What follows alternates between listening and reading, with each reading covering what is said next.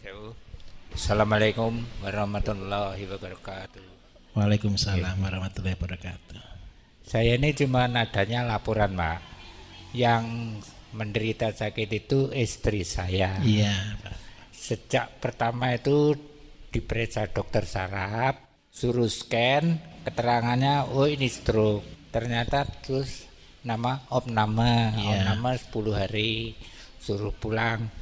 Terus pulang itu sekarang dia itu makan biasa, berjalan biasa tapi mudah lelah, tenaga minim Iya, Pak. tenaganya.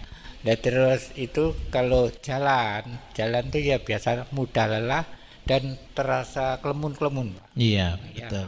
matanya agak kabur gitu loh, Pak. Iya, betul, Pak. Ya, terus itu saya mulai dari dokter, saya terus dengar siaran dari sini, saya membeli baru habis 2, Iya. tapi katanya sudah terasa agak ringan gitu loh.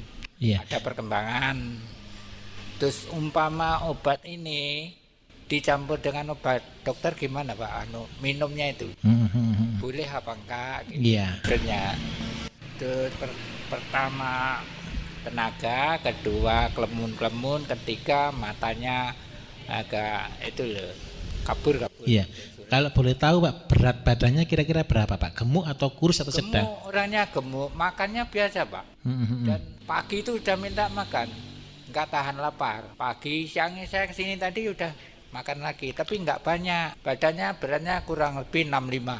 Iya. Minum air putih sering haus enggak, Pak, dia, Pak? Sering, tapi ya saya katakan ya kurang banyak minumnya, kurang banyak. Cuman pagi itu paling banyak 2 gelas. Iya. Ya, air putih itu. Terus kalau pipisnya ada seperti kencingnya? Pipisnya biasa pipis, sering pipis, tapi dia sering saya antar. Iya. Saya takut kalau jatuh gitu loh. Iya. Dokter katakan jangan sampai jatuh. Iya. Kalau malam sering pipis enggak, Pak, kalau malam? Sering. Satu malam itu 3 kali, kurang Oh, lebih iya. 3 kali, 2 kali. Terus oleh dokter garam tidak boleh sama sekali. Dan tensinya itu tidak stabil, Pak. Iya. Pernah dikontrolkan gulanya, Pak? Gulanya nggak apa-apa, bagus, semua bagus. Cuman itu sering dikontrol anaknya sendiri kan juga perawat gitu. Oh iya, iya, Pak. Sering dikontrol. Tapi dikatakan jangan sering tensi, nanti takut. Iya, betul. Dokter mengatakan jangan banyak garam, nanti bisa lumpuh. Gitu, Iya, dokter betul. saraf. Terus itu saya mohon Iya, bantuan. iya, Pak, betul. Ya Nak Bayu, ya Pak Bayu. Ya dia lekas sembuh. Nggih, Pak. Karena saya itu kan sudah tua, ibunya juga sudah tahu kalau Nak Bayu tua anak saya paling pertama udah 42 umurnya, kalau Pak Bayu paling 30 itu. Iya. Ya itu saja Nggih. saya laporkan. Jangan orangnya saya ada sini nggak mau, dia nanti takut kalau jatuh naik sepeda motor. Iya, Pak. Nggih. Beduk gitu. Nggih. Matur nuwun. Nggih, matur nuwun. Iya, jadi untuk kasus yang stroke tadi yang betul, Pak. Jadi bukan hanya karena ini saya jelaskan bukan untuk Bapak juga, untuk pendengar sekalian yang sama-sama mendengarkan acara ini. Jadi stroke itu bukan karena kebiasaan darah tingginya saja, juga bukan. Tapi juga bisa karena darah tinggi. Tapi stroke juga bisa disebabkan karena asam urat, juga bisa disebabkan karena kolesterol.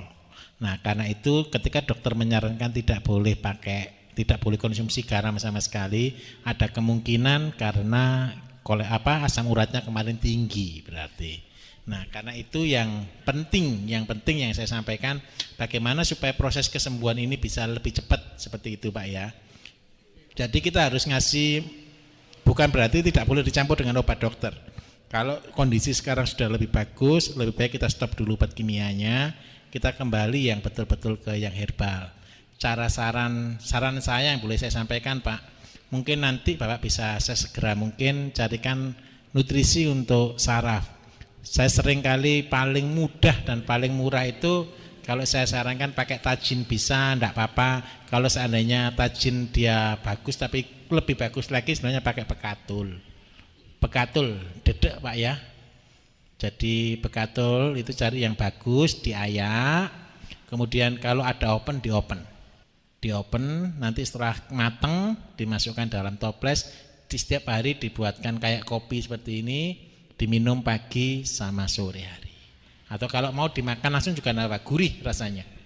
Gurih. Nah, jadi ketika itu dilakukan, itu menjadi makanan untuk saraf, Pak. Dan itu sangat efektif.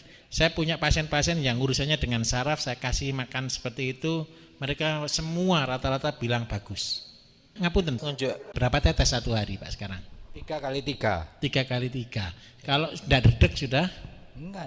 Enggak dedek. Kalau sudah enggak dedek bisa dinaikkan ke 5 kali 3, Pak ya. 5 tetes kali 3 kali sehari. Diusahakan sebelum makan. Iya, sebelum makan gitu, Pak ya. Jadi nanti coba dipraktekkan. Nanti kalau ada apa-apa, nanti jenengan bisa konsultasi di nomor ini, nanti ketemu saya SMS di situ. Pasti dijawab, Pak ya.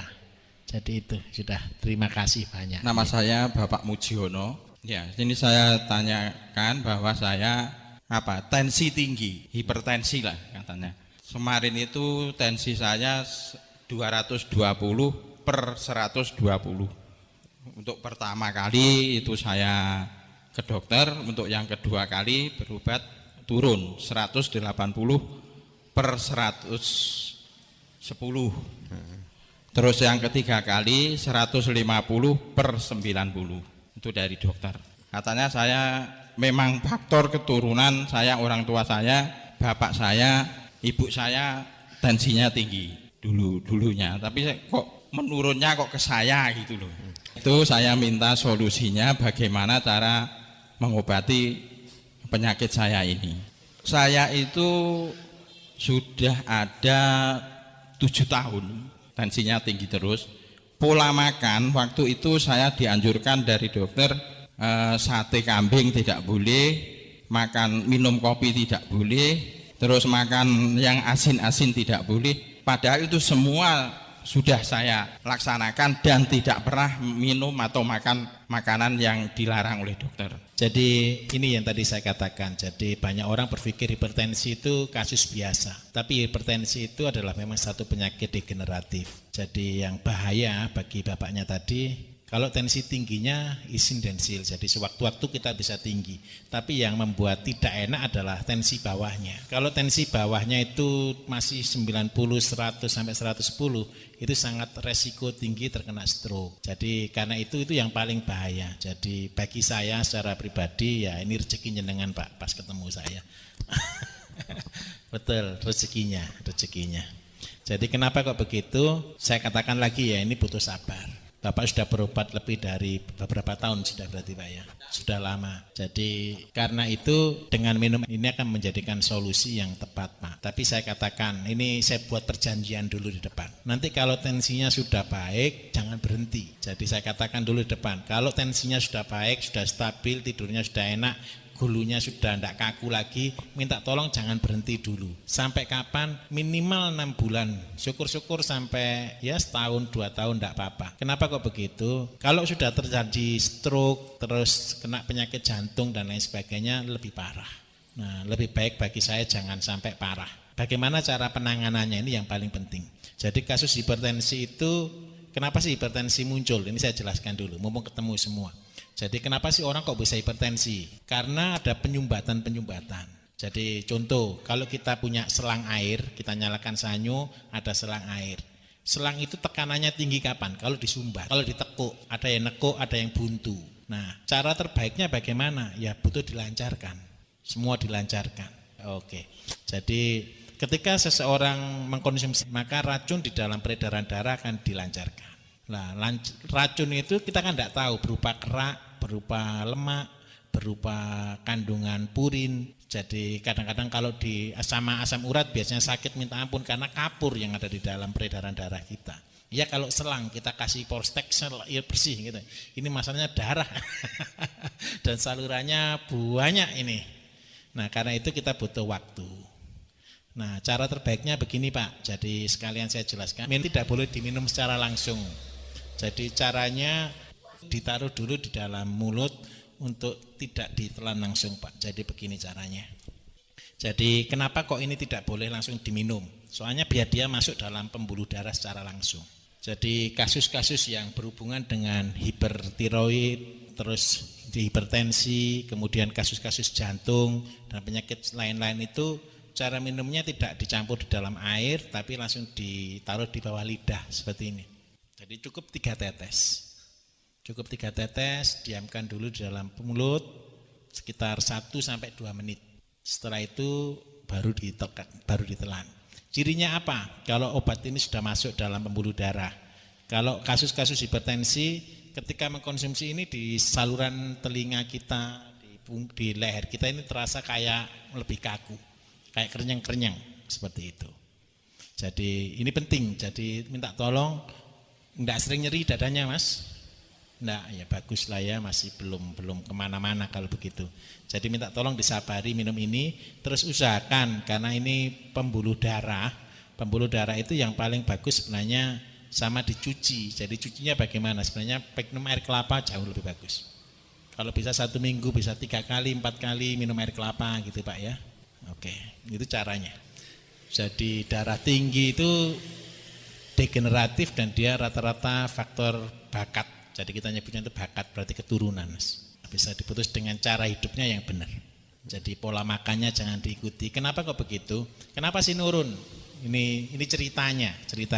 Kalau bapak ibu punya anak, yang menentukan makanan itu siapa? Anaknya atau bapak ibunya? Orang tuanya. Orang tuanya senangnya makan ini, maka anaknya ikut senangnya makan ini.